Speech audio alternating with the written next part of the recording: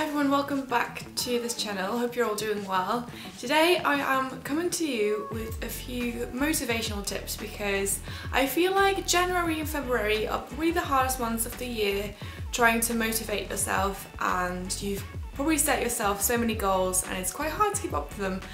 And also, end of year exams are approaching at a fast rate and there's nothing you're going to do about that. So I'm here to give you my tips on how I would stay motivated in uni, and I hope you like this video. So if you're in uni and you want to kind of stay motivated, it's quite good to start planning when you study and try to get a routine. So think about where you study, when you study, how long and with whom, and try and figure out what would be the best way to study for you. For me, it would either be in my room by myself, really focusing on my essay, or I would go to the library, have my headphones in, be there with a few friends that also have to study, so you kind of get motivated by seeing them do work or see other students do work.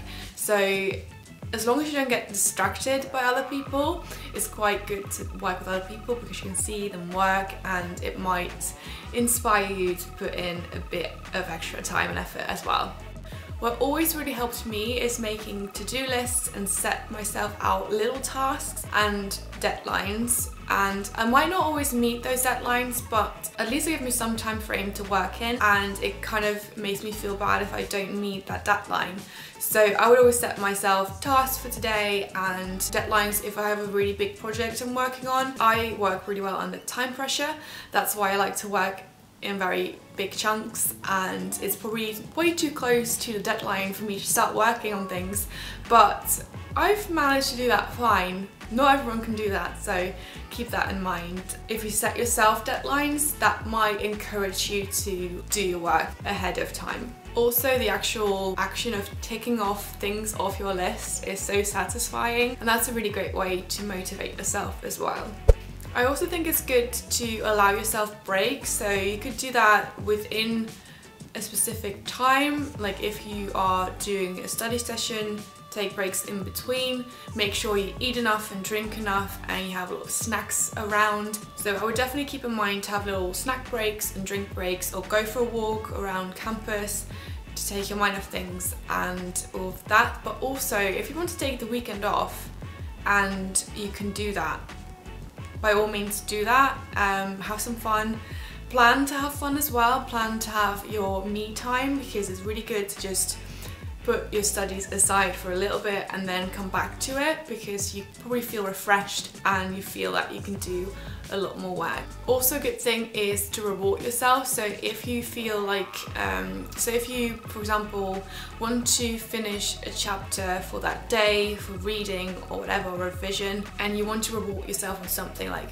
watching a series the entire evening or going out with friends, then by all means do that, because it will motivate you to do the actual work, and you have to be strict on yourself. If you don't do the actual work, I don't think you should reward yourself, and you really have to be strict in that. But if you do it right, it will actually be a great motivation for you. A good thing to do as well is exercise, especially if you have a day off. Plan to go and do a little bit of exercise in the morning with some friends, so you have to actually go there. You don't want to actually be a bad friend and not show up to your fun gym session, but it will wake you up in the morning and also will give you some endorphins and happy hormones to feel a bit more positive, to feel motivated as well. And I feel like especially during exam period, it's very good to go and work out, because you can relieve all that stress in a good positive way and then get back to work afterwards.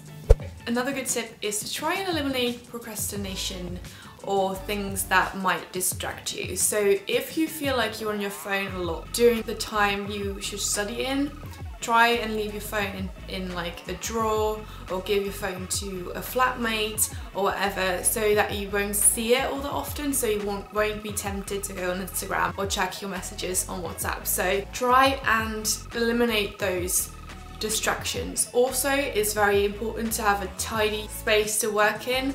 I'm quite a messy person. I like to spread out all my papers I'm working on and lay out all the books I need. So organised chaos is alright, but if your room is very messy with like lots of clothes and all that laying around, you'll probably feel the need to then tidy your room instead of spending that time working. So try and keep your room tidy, or the space you work in tidy. So if you feel like your room is really messy but you don't really want to go and clean it, just go to the library and you will have a tidy space to work in.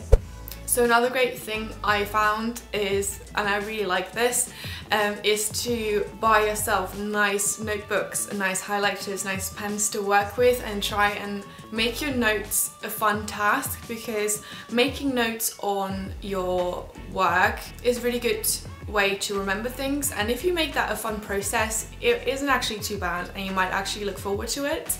So I would always try and keep my notes very tidy, and my notes were nothing special. Some notes are incredible. If you go on Instagram and follow kind of study accounts, their notes are divine, but you kind of have to weigh up the amount of time you want to actually spend on it, and some people are very quick in very pretty notes. And another thing to kind of think about, and this is kind of the last thing I want to talk about, is think about what would motivate you. For me, for example, they always taught me that I would only be able to do vocational education, and I wanted to prove everyone wrong.